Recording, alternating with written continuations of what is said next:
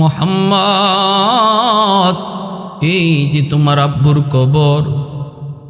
শিশু নবী বাবার কবরে উপকাশে যায়, কবরের উপরে নিজের চিত হয়ে শুইয়া বাবাকে যেভাবে সন্তান বাবার উপরে ওইটা বাবার গলা জড়ায় রাখে গো, এইভাবে দয়ার নবী কবরের উপরের মাটিতে যেন বাবাকে বুকে জড়ায় কান্দেন আর বলতেছেন, আব্বু পৃথিবীতে জন্মের পর আজও পর্যন্ত আব্বু বলে ডাকতে পারি নাই। বাবা ডাকের ভিতরে কত মজা আমি নবী তা জানি না, আমি মুহাম্মদ তা জানি না। চোখের সামনে আমার বন্ধুদেরকে বাবা আদর করে চুমু খায়, সন্ধ্যা হয়ে গেলে পরে বাবা সন্তানের খুঁজে বের হয়, কিন্তু আজও পর্যন্ত তুমি আমাকে কোনো দিন নিতে আসলা না। আব্বু আমি আমার মনকে কেমনে বুঝাই। এই বইলা যখন দয়ার নবী এনিয়ে বিনিয়ে কাঁদতেছেন, কয়েকজন ইহুদি নবীর কান্না দেইখা তারাও কান্না শুরু করলো। ইহুদি একজন পাদ্রী, সে তাওরাত কিতাবের পণ্ডিত ছিল। নবীজির কান্না দেইখা এবং নবীজির চেহারা দেইখা, নবীর লক্ষণগুলি দেইখা ইহুদি পণ্ডিত চিনে ফেলেছে এই বালক তো মুহাম্মদ, মনে হয় আখিরি নবী। সাথে সাথে ডাক দিয়া বলতেছে, মা গো এই বাচ্চা বুঝি তোমার? নবীজির আম্মা কান্দেন আর চোখের পানি মুছে বলেন, হ। ইহুদি পণ্ডিত কয়, বাচ্চার নাম মুহাম্মদ, তোমার নাম আমেনা। আর কবরে যে শুয়ে আছে গো, এই কবরের মানুষটা হলো তার বাবা, নাম হলো আব্দুল্লাহ। নবীজির আম্মা আমেনা অবাক হয়ে গেলেন, কেমন করে আপনি জানেন আমার নাম আমেনা, আমার সন্তানের নাম মুহাম্মদ, বাবার নাম আব্দুল্লাহ কেমন করে জানেন? ইহুদি পণ্ডিত কই, মা আমি তাওরাত কিতাবের একজন পণ্ডিত। তাওরাত কিতাবের ভিতরে আখিরি জমানার নবী কখন আসবেন, কোন সময়ে আসবেন, কখন মদিনায় আসবেন, বাবার নাম কি হবে, মার নাম কি হবে, চেহারাটা কেমন হবে, তার লক্ষণ কি হবে, সবগুলি আমি যখন মিলাইলাম একে একে সবগুলি মুহাম্মদের সাথে মিলে গেল। এজন্য আমি চিনে ফেলেছি গো মা, আর দেরি করো না, মদিনার আবহাওয়া ভালো না, এখানে কিন্তু তার ক্ষতি হতে পারে, দ্রুত তোমরা মক্কায় চলে যাও। আল্লাহর নবীকে লইয়া নবীর মা আমেনা নবীকে নিয়ে তিনি আবার রওনা দিয়া দিছেন, সাথে উম্মে আয়মন। মক্কা মদিনার মাঝামাঝি রাস্তা বোয়া, যেখানে কোনো মানুষ নাই, ঘর নাই, বাড়ি নাই, এমন এক জায়গায় আসা মাত্রই রাত শেষ রাতের দিকে নবীর মা আমিনা তিনি অসুস্থ হয়ে পড়লেন। প্রচণ্ড জোর, মুহূর্তের ভিতরে তিনি আর পা চলে না, মুহূর্তের ভিতরে আর সামনে যেতে পারেন না, জায়গায় তিনি শুয়ে পড়লেন। চরম পর্যায়ে শরীরের অবনতি, সাথে সাথে ডাক দিয়ে বাপ মুহাম্মদকে ডাক দিয়ে আনতেন। কাছে আইনা বলেন, বাবা মুহাম্মদ আয়, বুকে আয়, আয় বাবা বুকে আয়। মনে হয় সূর্য ডোবার পরই আর মা দুনিয়াতে থাকবো না, আয় বাবা বুকে আয়। কেমন করে মা তোরে কই, কেমন করে মা তোমারে বুঝাই? বাবার কবর দেখতে আইসা মাকেও হারাইতেছ, বাবার কবর দেখতে আইসা মাকেও হারাইতেছ, কেমনে তোমারে কই রে বাবা? আয় মার বুকে আয়, এই বুক আর কোনোদিন পাইবা না, আয় বাবা আয়। শিশু নবী মায়ের বুকের উপরে ওইটা হাও মাও করে কান্দে আর কই, মা ও মা তুমি আমাকে সাগরের মাঝখানে কার হাওলা করে যাইতেছ গো মা? নবীজির আম্মা আমেনা চোখের পানি মুছে আর কই, তোমার হাওলা আমার আল্লাহ, আমার আল্লাহ তোমার জিম্মাদার, জিম্মাদার, জিম্মাদার। উম্মে আয়মনকে ডাক দিয়া কাছে আইনা উম্মে আয়মনের হাতটা নবীর হাতের লাগে মাঝে লাগাইয়া নবীজির আম্মা কাঁদতেছে আর কয়, উম্মে আয়মন আজ থেকে আমার মুহাম্মদকে তুমি আমার মতোই দেখবা, আমার মতোই আদর করবা, যেন মার অভাবটা তোমার কাছ থেকে পূরণ হয়। উম্মে আইমন, তোমার কাছে আমি দুনিয়ার বাহ্যিক দৃষ্টিতে তোমার কাছে আমার মুহাম্মদকে রেখে গেলাম। নবীর গালে কপালে চুমুক খাইতে লাগলেন, চোখ থেকে অশ্রু ঝরে, নবীজি হাউমাউ করে কান্দেন। আল্লাহ তার হাবিবকে মা হারা বানাইতেছেন এমন এক জায়গার যুবক যেখানে কোনো মানুষ নাই, যেখানে কোনো বসতি নাই, মরুপ্রান্তর আবুয়া নামক জায়গায় আমার নবী দয়ার নবী মাকেও তিনি হারাইলেন। আল্লাহর নবী রহমতের নবী উম্মে আইমনের হাত ধরে গভীর রাতে তিনি মক্কার দিকে রওনা দিছেন। আবুয়া নামক জায়গায় মাকে কবরে দিয়া শিশু নবী উম্মে আইমনকে নিয়ে তিনি রওনা দিছেন মক্কার দিকে। আজও সে আবুয়া সেই স্মৃতি এখনো ধরে রেখেছে রে যুবক। সেখানে গেলে এমন কোন নবীর আশিক নাই, চোখ থেকে পানি ঝরে না। একজন শিশু সন্তান, শিশু বাচ্চা কেমন করে পারলো এই মরুভূমিতে মারে কবর দিয়া, মারে এখানে চিরনিদ্রায় শোয়া, কেমন করে রহমতের নবী পায়ে হেঁটে মদিনায় মক্কায় আসলো। নবীজি বলেন, কিরে মা একটু কও। নবীজির কাছে আয়েশা ফাতেমার চোখ দিয়ে দরদর করে পানি পড়ে। নবীজির আঘাতপ্রাপ্ত অঙ্গগুলা তিনি দেখতেছেন আর চোখের পানি জড়ায় কান্দেন। ওই অবস্থায় তিনি ডাক দিয়া বলেন, মালিক, ও মালিক, তুমি তো আমার আব্বাকে তোমার হাবিব বলে ঘোষণা দিয়েছ, বন্ধু বলে ঘোষণা দিয়েছ। আল্লাহ বন্ধুকে বুঝি কেউ এভাবে কষ্ট দেয়? নমরুদের আগুনকে যদি ইব্রাহিম খলিলের জন্য তুমি ফুলের বাগান বানিয়ে দিতে পারলে, মুসা কালিমুল্লাহর জন্য যদি নীল দরিয়ার পানিকে তুমি রাস্তা বানায় দিতে পারলে, তাহলে আমার আব্বার জন্য তায়েফের মাটিতে উশৃঙ্খল যুবকগুলির পাথরকে কেন তুলা বানায় দিতে পারলে না? মালিক, তুমি কি পারো না? পারো না কেন? কেন? তোমার কাছে আমার প্রশ্ন। আমার বাবা রক্তে দেহ কেন লাল? কেন আজকে আমার বাবা আঘাতপ্রাপ্ত? তায়েফের জমিনে বাবা গিয়েছিল তোমার কালেমার দাওয়াত দেওয়ার জন্য। আমার আব্বা তো নিজের কথা বলতে যায়নি, গিয়েছিল তুমি মালিকের একত্ববাদের দাওয়াত দেওয়ার জন্য। ও মালিক, জবাব চাই, জবাব। ইব্রাহিমের জন্য যদি নমরুদের আগুন ফুলের বাগান বানায়া দিতে পারলে, মূসার জন্য যদি নীল দরিয়া শুকায় তুমি রাস্তা বানায় দিতে পারলে, আমার আব্বার জন্য, তিনি তো তোমারই হাবিব, কেন তুমি ওই পাথরকে তুলা বানাইতে পারলে না? আল্লাহ নবী তখন হাত ধরে কই, মা, এভাবে আল্লাহর সাথে কথা কয় না মা, এভাবে আল্লাহর সাথে কথা বলে না। সাথে সাথে ফাতেমা কয়, আব্বা কিভাবে বলবো?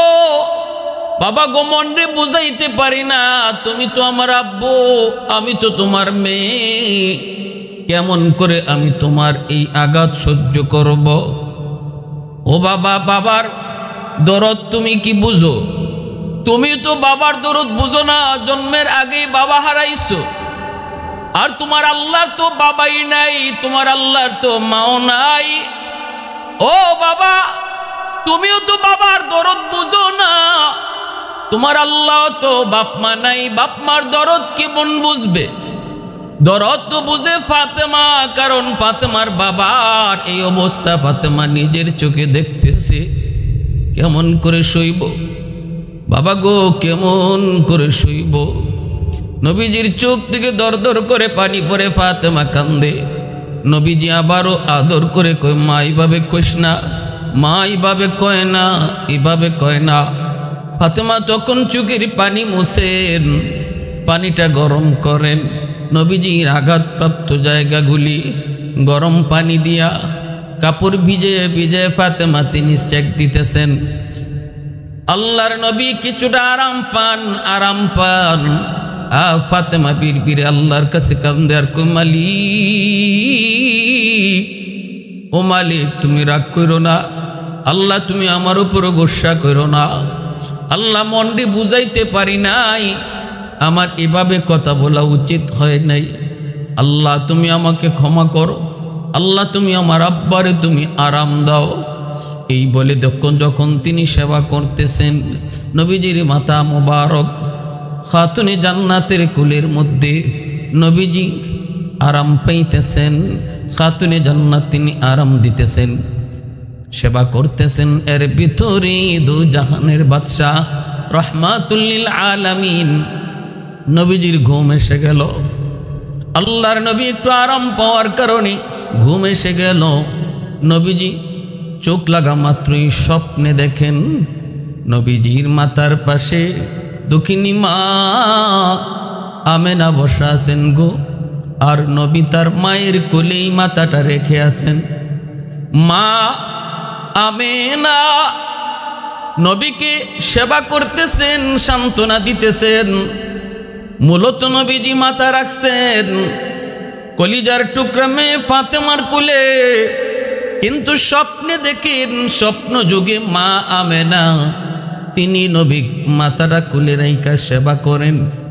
ওই অবস্থায় নবীজি সাথে সাথে মাকে পেয়ে আর দেরি করলেন না, সাথে সাথে মার হাতটা ধইরা বলতেছেন, মা গো, ও মা, 6 বছর বয়সে তোমাকে মক্কা মদিনার রাস্তা আবুয়া নামক জায়গায় হারাইছি। সেদিন থেকে আর কোনোদিন মা বলে ডাকতে পারি নাই। মা গো মা, সেদিন থেকে আমি আর কোনোদিন মা বলে ডাকতে পারি নাই।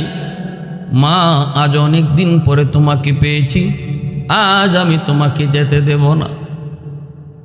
মায়ার নবী দয়ার নবী এতিম, জন্মের আগে নবী বাবা হারাইছেন, 6 বছর বয়সে মাকে হারাইছেন। আব্বু আব্বু বলে ডাকেন, মা আমার আব্বু কই? কত বাবা তার সন্তানকে কপালে চুমো দেয়, আদর করে। এই দৃশ্যগুলি যখন আমি দেখি গো, আমি আর নিজেকে সামলায় রাখতে পারি না, অঝোর দাঁড়ায় চোখে অশ্রু ঝরে। শুধু চিন্তা করি, আজ যদি আমার আব্বা দুনিয়ায় থাকতেন, আমার আব্বাও তো আমাকে এইভাবে আদর করতেন। মা, আমার আব্বা কোথায়? আব্বা কোথায়? নবীজির আম্মা তখন নবীজির দাদা আব্দুল মুত্তালিবকে বলতেছেন, বাবা গো, আপনার নাতি শুধু আব্বা আব্বা করে। নবীজির দাদা আব্দুল মুত্তালিব তখন বলতেছেন, মারে যাও, আমার নাতিটাকে লইয়া মদিনায় যাও, যেখানে বাবার কবর কেন অন্তত দেখায় নিয়ে আসো। নবীজির আম্মা রওনা দিয়া দিছেন, সাথে নিছেন উম্মে আয়মন বাদিকে। মদিনায় গেলেন, নবীজির বাবার কবর, আব্দুল্লাহর কবর। মা যখন আঙ্গুল দিয়ে ইশারা দিয়ে দেখায় দেয়, বাবা মুহাম্মদ, এই যে তোমার আব্বুর কবর। শিশু নবী বাবার কবরে উপকাশে দেয়া, কবরের উপরে নিজের চিত হয়ে শুইয়া বাবাকে যেভাবে সন্তান বাবার উপরে ওইটা বাবার গলা জড়ায় রাখে গো, এইভাবে দয়ার নবী কবরের উপরের মাটিতে যেন বাবাকে বুকে জড়ায় কান্দেন আর বলতেছেন, আব্বু, পৃথিবীতে জন্মের পর আজও পর্যন্ত আব্বু বলে ডাকতে পারি নাই। বাবা ডাকের ভিতরে কত মজা আমি নবী তা জানি না, আমি মুহাম্মদ তা জানি না। চোখের সামনে আমার বন্ধুদেরকে বাবা আদর করে, চুমু খায়। সন্ধ্যা হয়ে গেলে পরে বাবা সন্তানের খুঁজে বের হয়, কিন্তু আজও পর্যন্ত তুমি আমাকে কোনো দিন নিতে আসলা না। আব্বু, আমি আমার মনকে কেমনে বুঝাই। এই বইলা যখন দয়ার নবী এনিয়ে বিনিয়ে কাঁদতেছেন, কয়েকজন ইহুদি নবীর কান্না দেইখা তারাও কান্না শুরু করলো। ইহুদি একজন পাদ্রী, সে তাওরাত কিতাবের পণ্ডিত ছিল। নবীজির কান্না দেইখা এবং নবীজির চেহারা দেইখা, নবীর লক্ষণগুলি দেইখা ইহুদি পণ্ডিত চিনে ফেলেছে এই বালক তো মুহাম্মদ, মনে হয় আখির নবী। সাথে সাথে ডাক দিয়া বলতেছে, মা গো, এই বাচ্চা বুঝি তোমার? নবীজির আম্মা কান্দেন আর চোখের পানি মুছে বলেন, হ। ইহুদি পণ্ডিত কয়, বাচ্চার নাম মুহাম্মদ, তোমার নাম আমেনা। আর কবরে যে শুয়ে আছে গো, এই কবরের মানুষটা হলো তার বাবা, নাম হলো আব্দুল্লাহ। নবীজির আম্মা আমেনা অবাক হয়ে গেলেন, কেমন করে আপনি জানেন আমার নাম আমেনা, আমার সন্তানের নাম মুহাম্মদ, বাবার নাম আব্দুল্লাহ কেমন করে জানেন? ইহুদি পণ্ডিত কই, মা আমি তাওরাত কিতাবের একজন পণ্ডিত। তাওরাত কিতাবের ভিতরে আখিরি জমানার নবী কখন আসবেন, কোন সময়ে আসবেন, কখন মদিনায় আসবেন, বাবার নাম কি হবে, মার নাম কি হবে, চেহারাটা কেমন হবে, তার লক্ষণ কি হবে, সবগুলি আমি যখন মিলাইলাম, একে একে সবগুলি মুহাম্মদের সাথে মিলে গেল। এজন্য আমি চিনে ফেলেছি গো মা। আর দেরি করো না, মদিনার আবহাওয়া ভালো না, এখানে কিন্তু তার ক্ষতি হতে পারে, দ্রুত তোমরা মক্কায় চলে যাও। আল্লাহর নবীকে লইয়া নবীর মা আমেনা নবীকে নিয়ে তিনি আবার রওনা দিয়া দিছেন। সাথে উম্মে আয়মন। মক্কা মদিনার মাঝামাঝি রাস্তা বোয়া, যেখানে কোনো মানুষ নাই, ঘর নাই, বাড়ি নাই, এমন এক জায়গায় আসা মাত্রই রাত শেষ রাতের দিকে নবীর মা আমিনা তিনি অসুস্থ হয়ে পড়লেন। প্রচণ্ড জোর, মুহূর্তের ভিতরে তিনি আর পা চলে না, মুহূর্তের ভিতরে আর সামনে যেতে পারেন না, জায়গায় তিনি শুয়ে পড়লেন। চরম পর্যায়ে শরীরের অবনতি। সাথে সাথে ডাক দিয়ে বাপ মুহাম্মদকে ডাক দিয়ে আনতেন। কাছে আইনা বলেন, বাবা মুহাম্মদ আয়, বুকে আয়, আয় বাবা বুকে আয়। মনে হয় সূর্য ডোবার পরই আর মা দুনিয়াতে থাকবো না। আয় বাবা বুকে আয়। কেমন করে মা তোরে কই, কেমন করে মা তোমারে বুঝাই? বাবার কবর দেখতে আইসা মাকেও হারাইতেছ, বাবার কবর দেখতে আইসা মাকেও হারাইতেছ, কেমনে তোমারে কই রে বাবা? আয় মার বুকে আয়, এই বুক আর কোনোদিন পাইবা না। আয় বাবা আয়। শিশু নবী মায়ের বুকের উপরে ওইটা হাও মাও করে কান্দে আর কই, মা ও মা, তুমি আমাকে সাগরের মাঝখানে কার হাওলা করে যাইতেছ গো মা? নবীজির আম্মা আমেনা চোখের পানি মুছে আর কই, তোমার হাওলা আমার আল্লাহ, আমার আল্লাহ তোমার জিম্মাদার, জিম্মাদার, জিম্মাদার।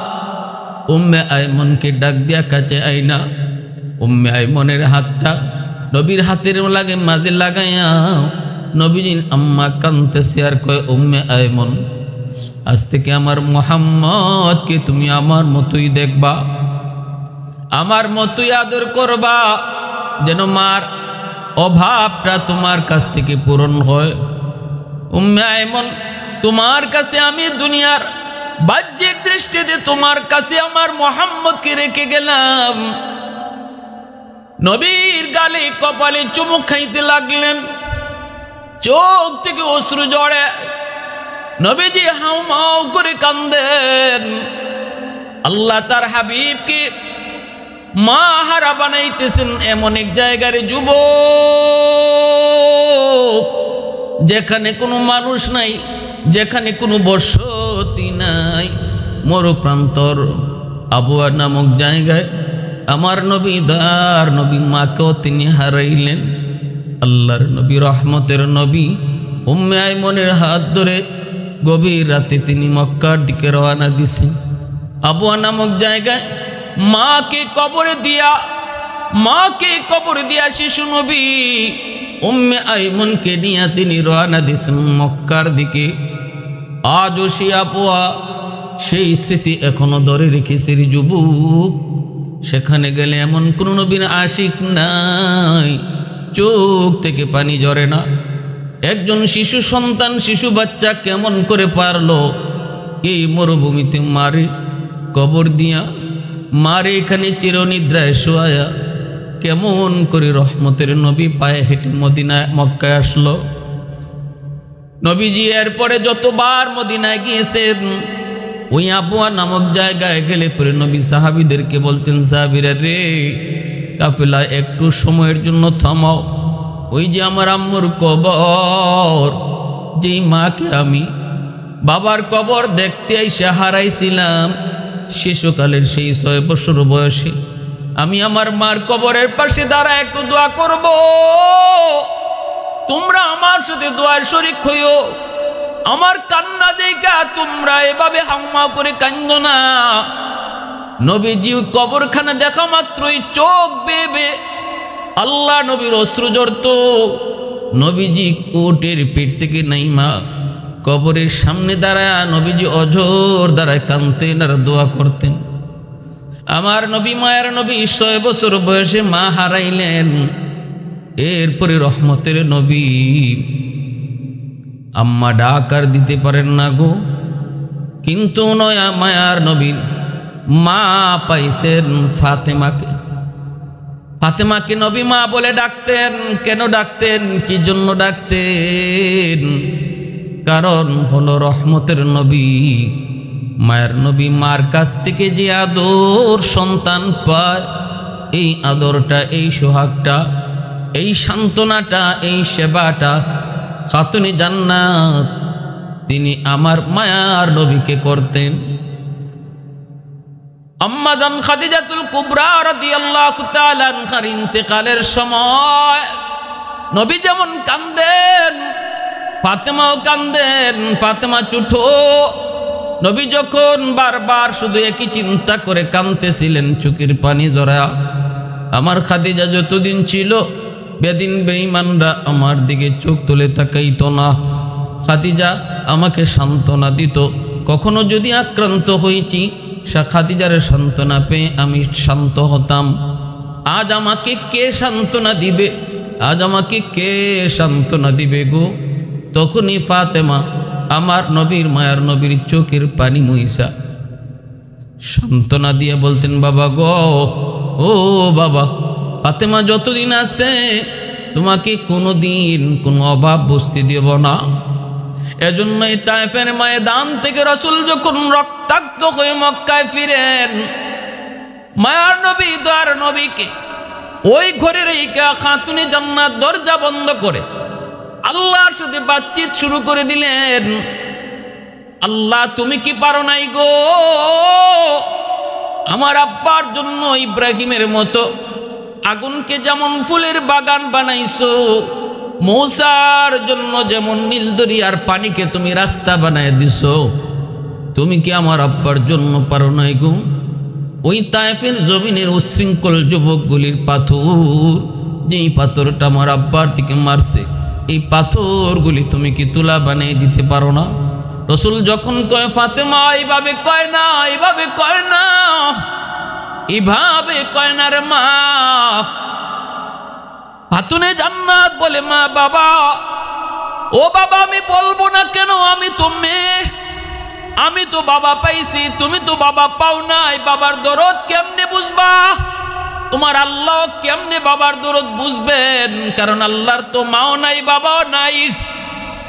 কুল হুয়াল্লাহু আহাদ আল্লাহুস সামাদ লাম ইয়ালিদ ওয়া লাম ইউলাদ।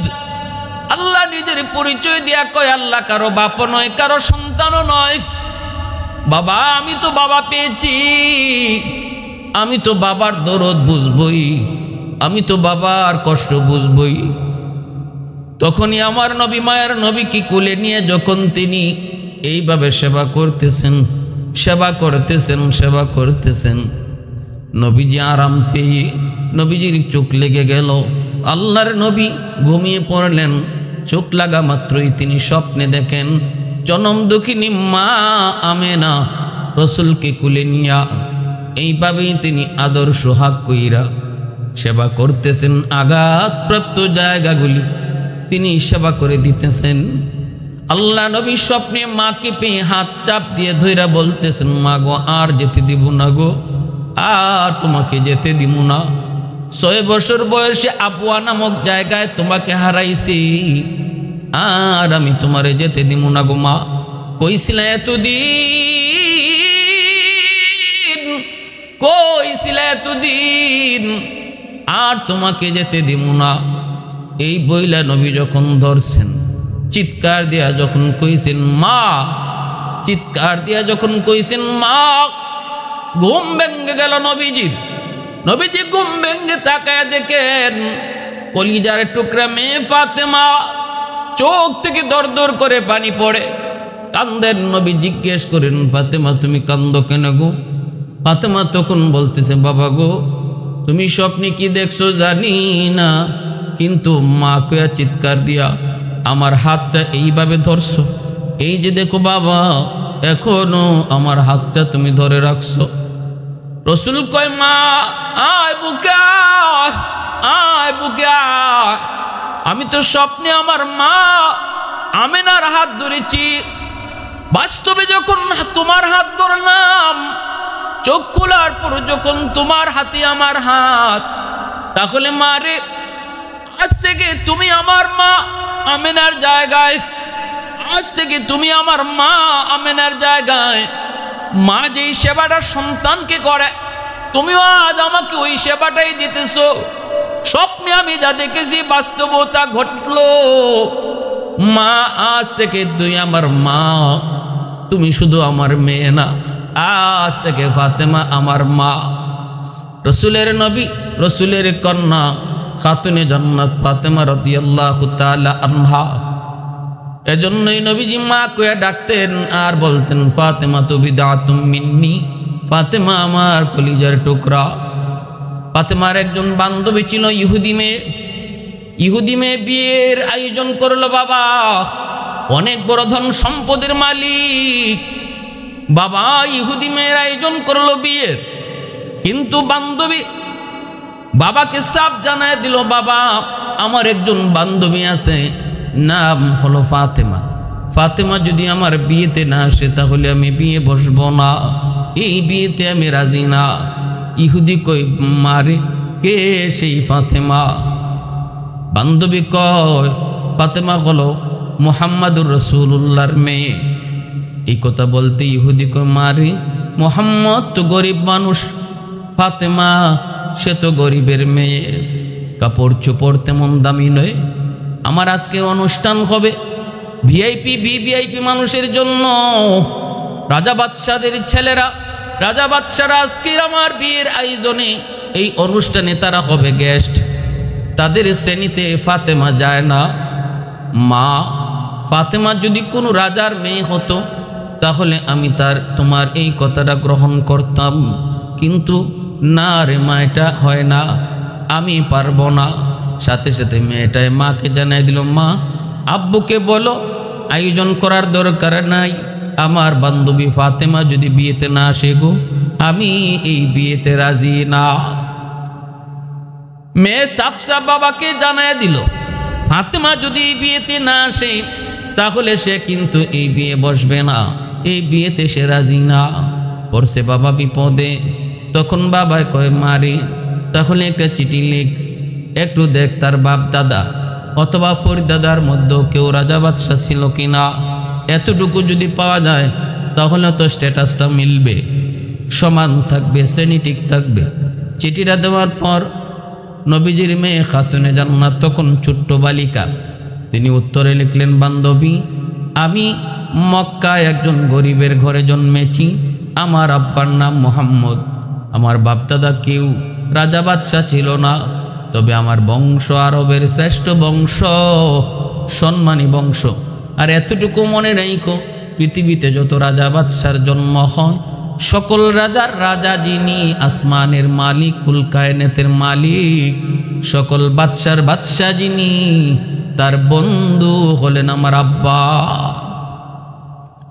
उल्फत में तेरी वही सीने दंदान को तूरा बो बकर उमर नक्श को दुम तेरा न छूरा उल्फत में तेरी वही सीने दंदान को तूरा बो बकर उमर नक्श को दुम तेरा न छूरा आयुशाक नबी वाकी असरार मदीना सुल्तान का सुल्तान है सुल्तान मदीना सरकार का सरकार है सरकार मदीना गुलजार का गुलजार है गुलजार मदीना अल्लाह ने मक्का ही में ये काबा बनाया इस काबा का काबा तेरी मरकद को बनाया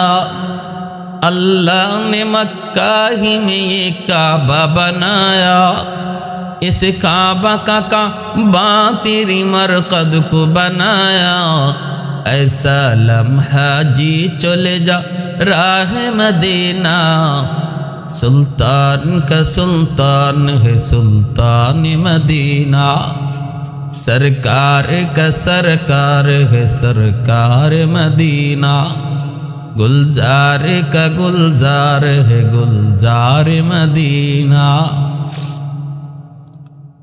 এইবার ইহুদি কয় না তাহলে হবে না মেয়ে সাফ সাফ জানায় দেয় তাহলে আমিও বিয়ে বসবো না পরলো বিপদ আল্লাহ নবী রহমতের নবী মায়ার নবীর কাছেও যখনই খবর চলে আসলো সাথে সাথে জিব্রাইল আমিন ঘটনা তো আল্লাহ পাক সব দেখতেছেন শুনতেছেন আল্লাহ কয় ফাতেমা গরিবের কাপড় পরে যাবে বিদায় এই মানুষগুলা ইহুদি ফাতেমাকে বিয়েতে নিতে রাজি হয় না দাওয়াত দিতে রাজি হয় না জিব্রাইল তুমি জান্নাত থেকে ফাতেমার জন্য দুইটা কাপড়ের সেট তার জন্য নিয়ে যাও জিব্রাইল আমিন জান্নাত থেকে 2 সেট কাপড় নিয়ে আসলেন আল্লাহর নবী রহমতের নবী মায়ার নবী দয়ার নবী যখন ফাতেমাকে বললেন ফাতেমা কাপড়গুলা খোলো প্যাকেটটা খোলো জিব্রাইল জান্নাত থেকে তোমার জন্য কাপড় নিয়ে এসেছে খাতুনে জান্নাত ফাতেমা রাদিয়াল্লাহু তাআলা আনহা ওই থেকে ইহুদির মেয়ে জানায় দিছে বাবা ফাতেমার গায়ে কি কাপড় থাকলো না থাকলো কতটা দাম আর কতটা কম দাম এটা দেখার বিষয় নয় বাবা শুনো ফাতেমা মক্কার সবচেয়ে সম্ভ্রান্ত বংশের মেয়ে কুরাইশ বংশের মেয়ে তার বাবা মুহাম্মদ নবী মানতে তোমরা না পারো ধর্মের ভিন্নতা থাকতে পারে কিন্তু মুহাম্মদকে আলামিন উপাধি দিয়েছে ওই কাফের কুফফাররাই তোমরাই মুহাম্মদকে আলামিন বলো সম্মানী বলো একজন সম্মানী ব্যক্তি অতএব বাবা আমি জানাই দিলাম দাওয়াত দেওয়াই লাগবে ফাতেমা কি কাপড় পরে আসলো সেটা দেখার বিষয় নয় ফাতেমা না আসলে আমি বিয়ে বসবো না শেষ পর্যন্ত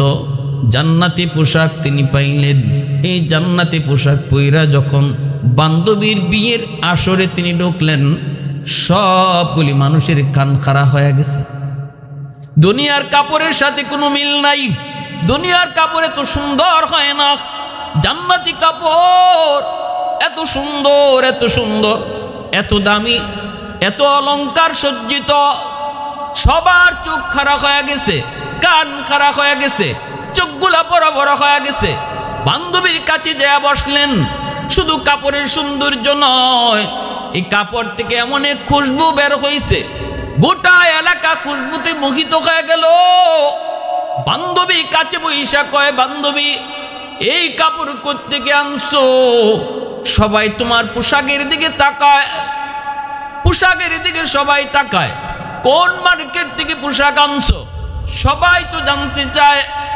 খাতুনে জান্নাত কই বান্ধবী এটা দুনিয়ার কোনো মার্কেট নয় এই পোশাকের সেলসম্যান হলেন জিব্রাইল মালিক হলেন আল্লাহ মার্কেটের নাম হলো জান্নাত বান্ধবী কই এই মার্কেটে কেমনে যেতে হয় যাওয়ার রাস্তা হলো সিরাতে মুস্তাকিম একটা কালেমা পড়তে হয়, ওই কালেমা পড়লে পরে এই পথ পাওয়া যায়, এই পথ পাওয়া যায়। কোন সেই কালেমা একটু কও? সবাই তো কাপ্পা কাপড় দিকে পোশাক দিকে পাগল।